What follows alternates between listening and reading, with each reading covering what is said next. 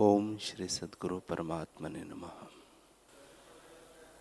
श्री योग वशिष्ठ महारामायण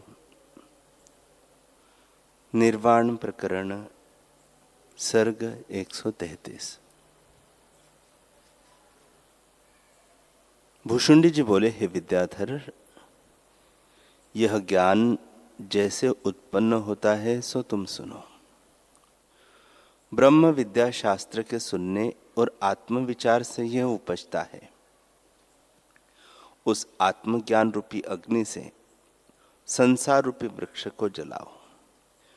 यह आगे भी नहीं था, अस्तित्वहीन ही उदय हुआ है और मन के संकल्प से विद्यमान की न स्थित है।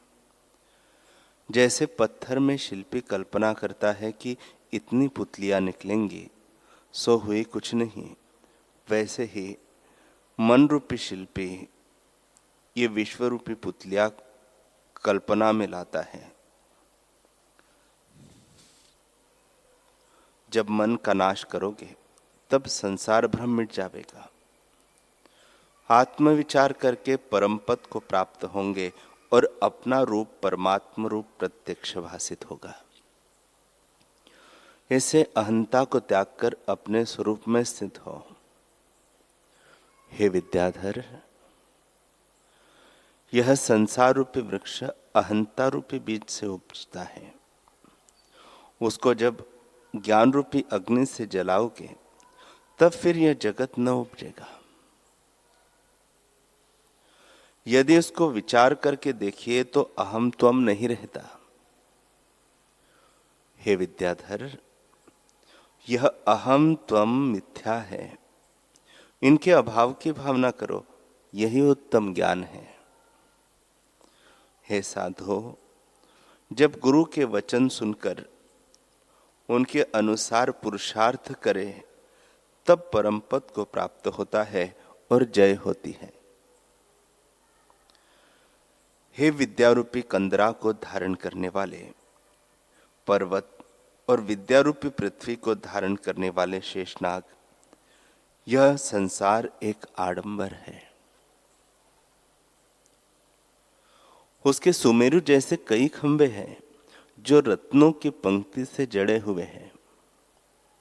वन, दिशा, पहाड़, वृक्ष, कंदरा, वैताल, देवता, पाताल, आकाश इत्यादि सारा ब्रह्मांड उसके ऊपर स्थित है। रात्रि, दिन, भूत, प्राणी और इनके जो घर है सो चौपड़ के खाने हैं। जो जैसा कर्म करता है वह उसके अनुसार दुख सुख भोगता है। ऐसे ही यह जो क्रिया संयुक्त संपूर्ण प्रपंच दिखाई देता है सो भ्रम से सिद्ध है, इसलिए मिथ्या है। जैसे स्वप्न की सृष्टि संकल्प से भासित होती है, वैसे ही यह सृष्टि भी भ्रम से भासित होती है और अज्ञान की रची हुई है। आत्मा के अज्ञान से भासित होती है और आत्मा के ज्ञान से लीन हो जाती है। जब सृष्टि है तब भी परमात्म तत्व ही है और जब सृष्टि न होगी तब भी परमात्म तत्व ही होगा। आगे भी वही था। यह जो कुछ प्रपंच तुझे दिखता है सो शून्य आकाश ही है। त्रिगुणमय प्रपंच गुणों का रचा हुआ अपने स्वरूप के प्रमाद से स्थित हुआ है। आत्मज्ञान से यह शून्य सदृश हो जाएगा। जब प्रपंच की शून्य हुआ, जब प्रपंच ही शून्य हुआ, तब आत्मा और अनात्मा का कहना भी न रहेगा। पीछे जो शेष रहेगा वह केवल शुद्ध परमात्म तत्व और तेरा अपना रूप है। उसमें स्थित हो रहे और दृश्य का त्याग कर। यह विचार कि न मैं हूं और न जगत है। जब तो ऐसा होगा तब तेरी जय होगी। आत्मपद सबसे उत्तम है। जब तू आत्मपद में स्थित होगा तब सबसे उत्तम होगा और तेरी जय होगी। इससे आत्मपद में स्थित हो।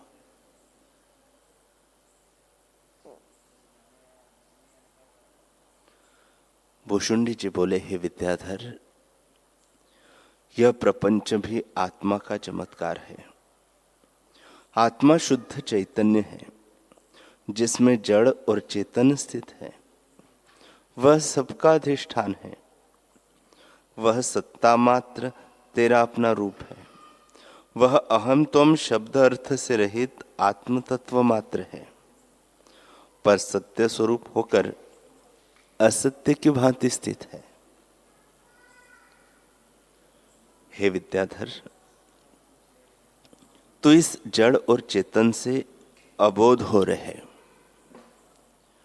जब तू अबोध होगा तब शांत और चितघन होगा। ये जो जड़ और चेतन है, इन दोनों का परमार्थ चैतन्य के ऊपर आवरण है। यद्यपि वह दृश्य है तो भी इनके भीतर ही रहता है। जैसे समुद्र के भीतर बड़वाग्नि रहती है, इन जड़ चेतन रूपों का कारण रूप वही है। इनकी उत्पत्ति भी उसी से होती है और नाश भी वही करता है। हे विद्याधर, जब ऐसे जाना कि मैं चेतन रूप भी नहीं और जड़ भी नहीं, तो पीछे जो रहेगा वही तेरा स्वरूप है। जब तेरे भीतर इन जड़ और चेतन दोनों का स्पर्श नहीं हुआ, तब सबके भीतर जो चैतन्य है वही ब्रह्म तुमको भासित होगा। विश्व और आत्मा में कुछ अंतर नहीं हुआ। जैसे सूर्य की किरणों का चमत्कार जलाभास होता है, वैसे ही शुद्ध चैतन्य का चमत्कार विश्व होकर दिखता है। हे अंग, जैसे दीवाल पर पुतलियां लिखी होती है, तो वे दीवाल से भिन्न चितेरे ने नहीं लिखी है। वैसे ही शून्य आकाश में चित्तरूपी चितेरे ने विश्वरूपी पुतलियों की कल्पना की है। जैसे सुवर्ण कल्पित भूषण सुवर्ण से भिन्न नहीं, वैसे ही आत्मा में अज्ञान से जीव विश्व देखते हैं, वह आत्मा से भिन्न नहीं। जगत, ब्रह्म, आत्मा, आकाश, देश, काल सब उसी तत्व की संज्ञा है।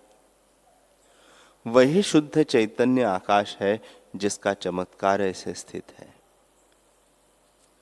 उसी तत्व में तू भी स्थित हो रहे। वह जगत ऐसे है जैसे दूर दृष्टि से आकाश में बादल हाथी में सूंड से लगते हैं, हाथी के सूंड से लगते हैं। यह जो अहम त्वम रूप जगत है, सो अबोध से भासित होता है और बोध से लीन हो जाता है। जैसे मरुस्थल में सूर्य की किरणों से जल दिखता है, वैसे ही यह जगत है। इससे इनका त्याग करो। भुषुंडी जी बोले, हे विद्याधर, यह सब स्थावर जंगम जगत आत्मा से उत्पन्न हुआ है और आत्मा ही में स्थित है। आत्मा ही विश्व में स्थित है। जैसे स्वप्न का विश्व स्वप्न देखने वाले में स्थित होता है, आत्मा किसी का कारण नहीं, क्योंकि अद्वैत है। हे अंग, जो तू उस पद के पाने की इच्छा करता है, तो तू ऐसा निश्चय कर कि न मैं हूं और न यह जगत है। जब तू ऐसा जानेगा तब आत्मपद की प्राप्ति होगी, जो कि देश, काल और वस्तु के परिच्छेद से रहित है। सर्वत्र सब वही परमात्मा तत्व है। जगत का कर्ता संकल्प ही है, क्योंकि संकल्प से जगत उत्पन्न होता है। जैसे पवन से अग्नि उत्पन्न होती है और पवन ही से दीपक का निर्वाण होता है, वैसे ही जब संकल्प बहिर्मुख फुरता है, तब संसार उदय होकर भासित होता है। और जब संकल्प अंतर्मुख होता है तब आत्मपद प्राप्त होता है। सब प्रपंच उसी में लय हो जाता है। इस प्रकार संसार की नाना प्रकार की संज्ञाएं फुरने से ही होती है, स्वरूप में कुछ नहीं है। न सत्य है न असत्य है, न स्वतः है न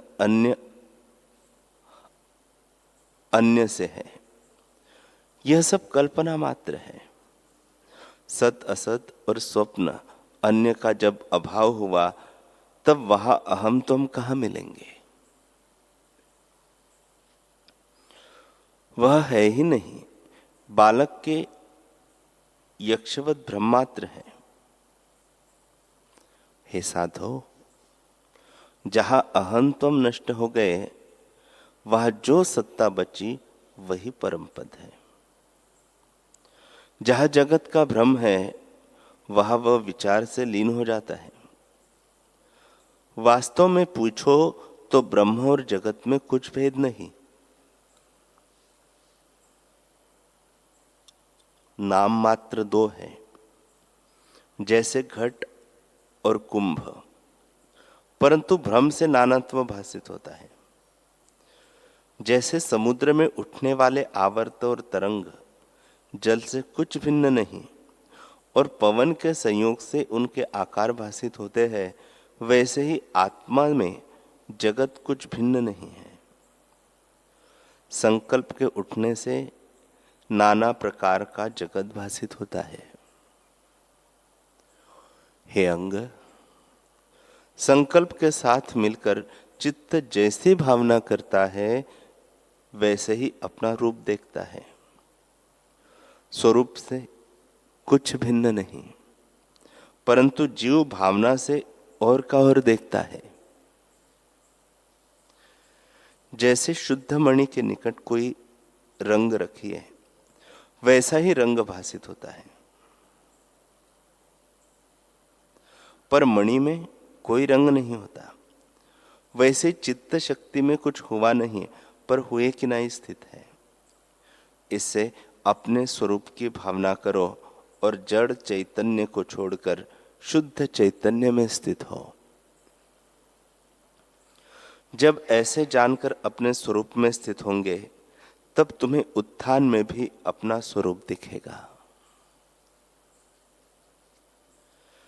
जैसे स्थिर समुद्र में जो तरंग उठते हैं वे कारण रूप जल के बिना तो नहीं होते, वैसे ही कारण रूप ब्रह्म बिना जगत नहीं है, परंतु ब्रह्म सत्ता अकर्ता अद्वैत और अच्युत है। इसी से कहा है कि ब्रह्म अकर्ता है और जगत अकारण रूप है। जो जगत अकारण रूप है तो वह न उपजता है और न नाश होता है। मरुस्थल के जल की तरह ब्रह्मात्र है। इसी से कहा है कि जगत कुछ वस्तु नहीं, केवल अज अच्युत और शांत रूप आत्म तत्व ही अखंडित स्थित है और शिलाकोश की तरह अचैत्य चिन्मात्र है। जिसके हृदय में चिन्मात्र की भावना नहीं, उस मूर्ख को हम क्या कहें? हे साधो, वास्तव में परमार्थ दृष्टि से कुछ भी नहीं बना, पर जहां जहां मन है वहां वहां अनेक जगत है। तृण से सुमेरु तक सब जगत में है। जो विचार कर देखिए तो सब वही ब्रह्म रूप है और कुछ नहीं। जैसे सुवर्ण को जान लेने से भूषण भी सुवर्ण भासित होता है, वैसे ही केवल सत्ता समान पद एक अद्वैत है, भिन्न कुछ नहीं, और भिन्न भिन्न संज्ञाएं भी वही एक रूप है।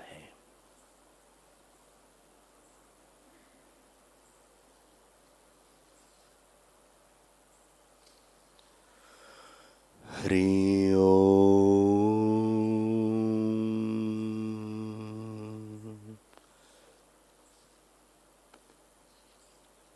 हरि ओम।